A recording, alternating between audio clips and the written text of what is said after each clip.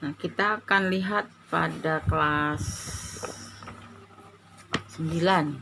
9 itu tentang gereja membawa perubahan baru.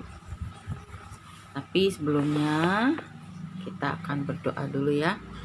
Mari kita berdoa. Bapa di surga, terima kasih berkati kami memulai pelajaran kami. Kiranya Tuhan memberkati kami dan sertai kami. Terpujilah namamu kekal selama-lamanya. Di dalam nama Yesus Kristus kami berdoa dan bersyukur. Amin. Selamat pagi menjelang siang, anak-anakku yang kekasih. Sekarang kita lihat bab 4, gereja membawa perubahan baru. Di dalam perkembangannya gereja itu sebetulnya merupakan pembawa pembaharuan. Ya, gereja itu membawa perubahan baru dalam kehidupannya. Yang tadinya itu hidupnya nggak teratur, jadi teratur. Itu jadi perubahan ya. Jadi yang pertama kita lihat materinya, perubahan dunia dalam kemajuannya. Jadi dunia makin hari makin lebih maju dan makin lebih modern lagi ya. Kalau zaman dahulu itu yang namanya pintu air yang di Tangerang itu, dulu itu ada pesawat kecil, helikopter di situ dipajang di situ. Tapi sekarang sudah menjadi botani ya, kalau nggak salah jadi botani itu. Jadi udah berubah. Jadi di depan masjid itu dulu, Masjid Agung itu dulu, waktu ibu masih kecil masih ada air mancur. Tapi karena perkembangan kemajuan zaman, sehingga itu sudah tidak ada lagi ya.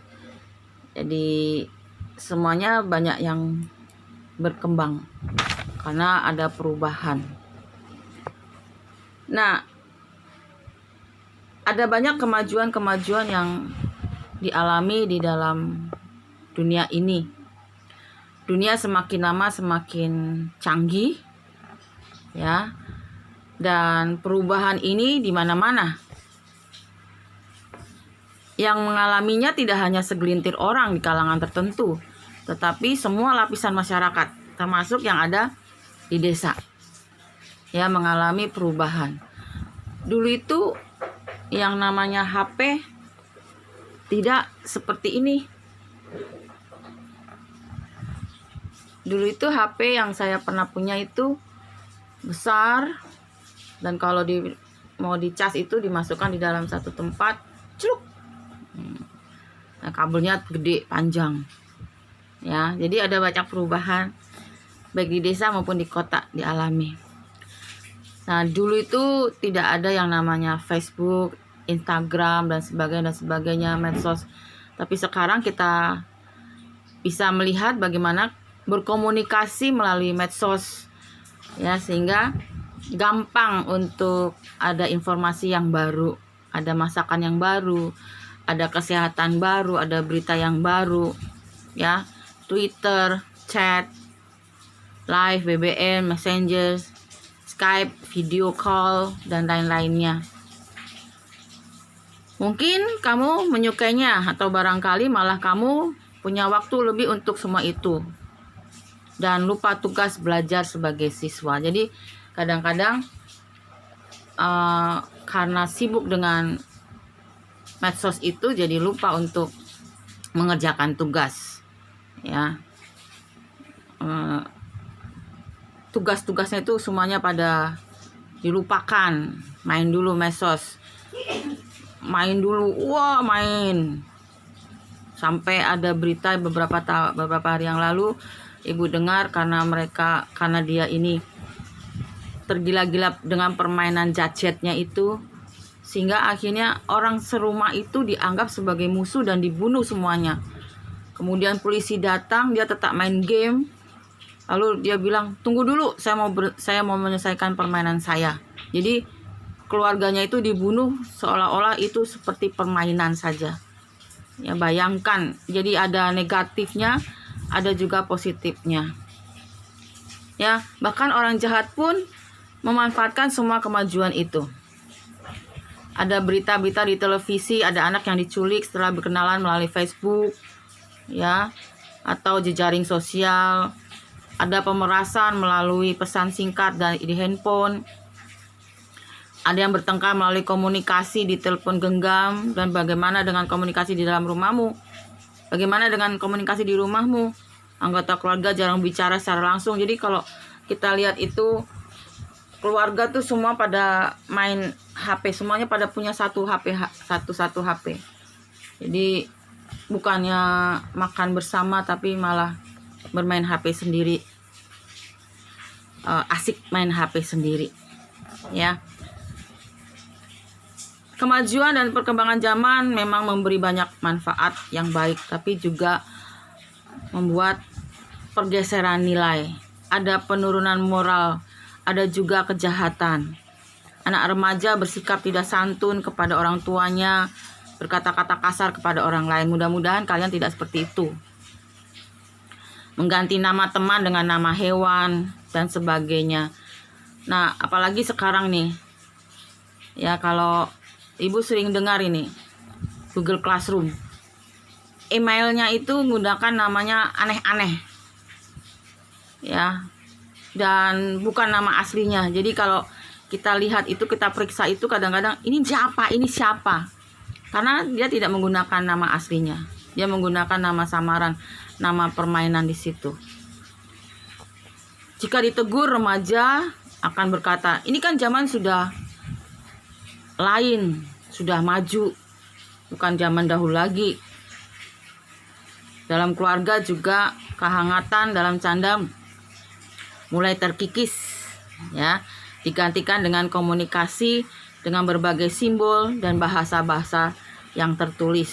Jadi tidak lagi omong secara muka dengan muka, tapi bicara melalui HP. Kedekatan karena bercengkrama dengan orang tua dan saudara di rumah digantikan dengan keasikan bersama telkom bergenggamnya. Bukan tangan sahabat yang digenggam, melainkan telepon seluler. Kemajuan dunia membawa serta perubahan, bahkan pergeseran. Ada nilai-nilai positif, tetapi juga ada nilai-nilai negatif. Tidak dapat bersikap benar, ya, terhadap kemajuan. Inilah konsekuensi dari kemajuan zaman yang tidak dapat dihindari. Dan remaja bertumbuh, belajar, dan hidup di tengah-tengah perkembangan zaman seperti ini. Nah, di dalam Alkitab ada seorang nabi yang namanya Nehemia, diutus Tuhan untuk memperbaiki keadaan Yerusalem. Dia diperhadapkan dengan orang-orang yang menentang perubahan. Mereka hidup dalam keputusasaan dan menghalangi pembangunan kembali Yerusalem. Mengalami pembuangan sebagai tawanan selama 70 tahun, telah membentuk pola pikir yang pesimis terhadap perubahan.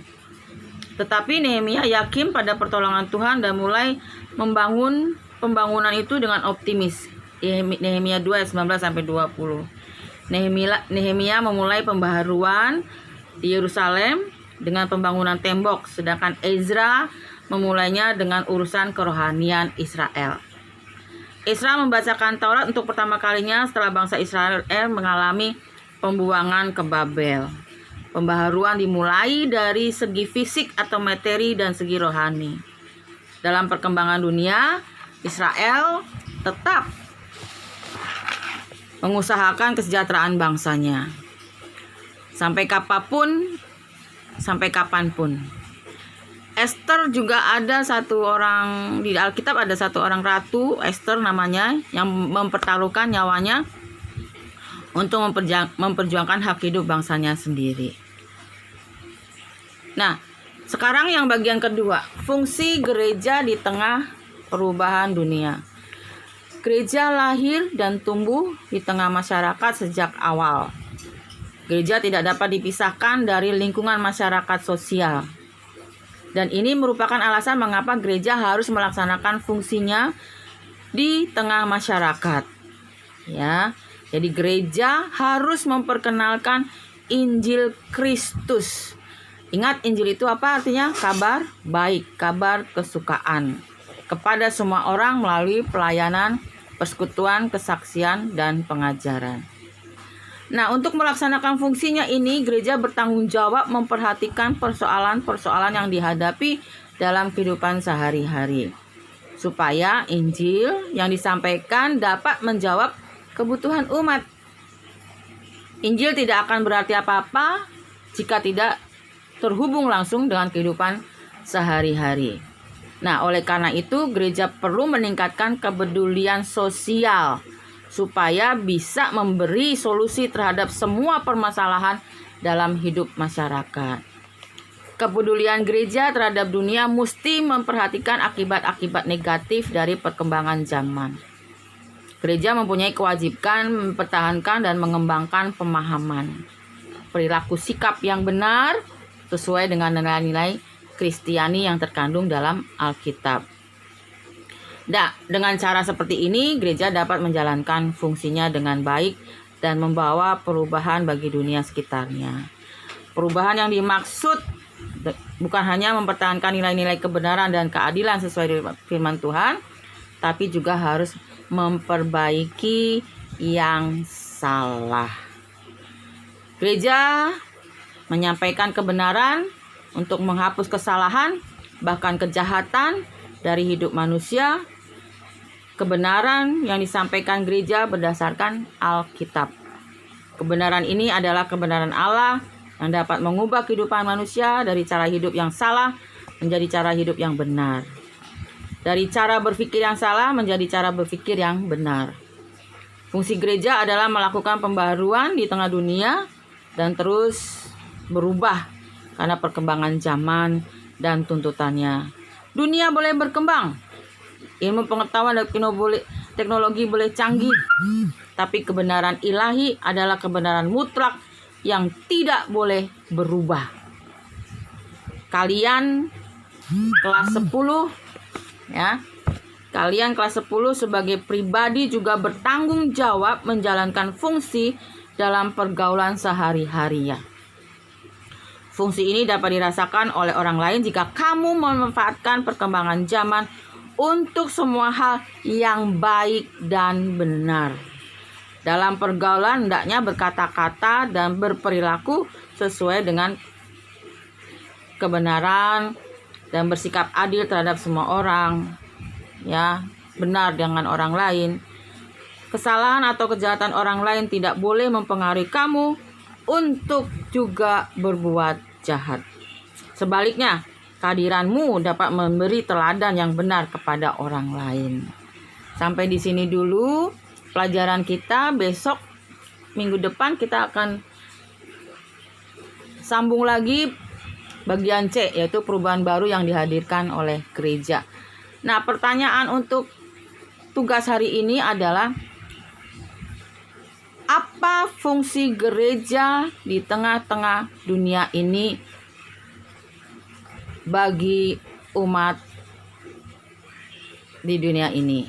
Ya, jadi tulis di buku, kemudian kamu foto. Jangan lupa tugas hariannya, PR rutin, agenda dijadikan satu juga, dan tugas ini dijadikan satu juga. Jadi nanti koreksinya ibu tinggal jadi satu saja. Terima kasih, Tuhan memberkati.